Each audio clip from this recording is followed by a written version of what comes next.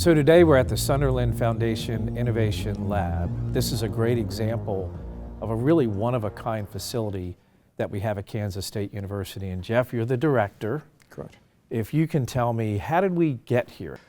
So in 2018, we wanted to try something new. And so with that renovation, there was going to be a large technology component about making sure the spaces could be used for instructional purposes as well as for student efforts.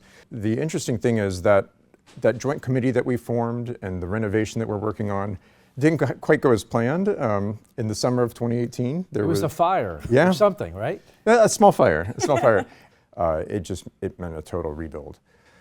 But so we sat out for about 6 months, just going back to our jobs, trying to make sure we recovered from the fire.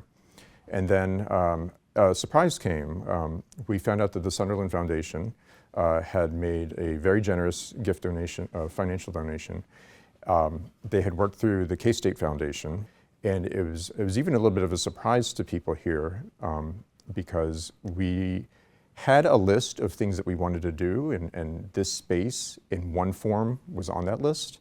But the gift from the Sunderland Foundation, the fact that they said their values meshed with the objectives of the Sunderland Foundation Innovation Lab, as it's become, was enough to get this specific project restarted and grown. And it's now 2 floors, and it's been serving the community and K-State ever since. How do you sell a parent? How do you sell a student on why this is a super special place and what kind of a difference can it make in their college career?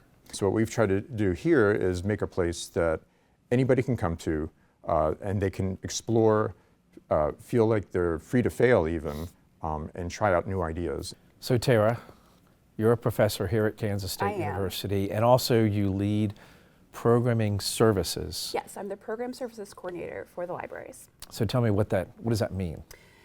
I do a handful of different things. So when we have classes that come through the library, I will work with the instructor to help them create perhaps a different type of assignment. I think what people think about with schoolwork is like they're going to sit at a table, they're going to type a paper, or they're going to do some math problems. But you don't have to write a paper to tell a story. So I know that this laboratory is a lot about technologies, introducing students and faculty and staff to new technologies and allowing them to use these technologies in a very applied way.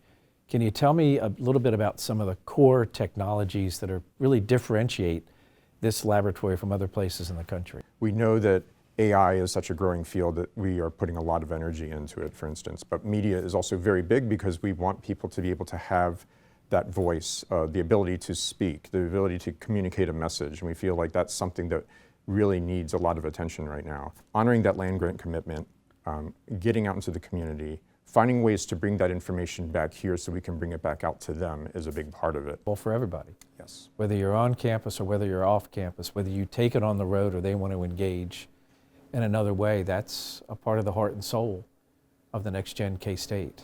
So I'm going to have you guys do one more thing. On the count of 3, we're going to do Go Cats, and you're going to put the symbol up like this, all right? Excellent. So you ready? Ready. 1, 2, 3. Go Cats!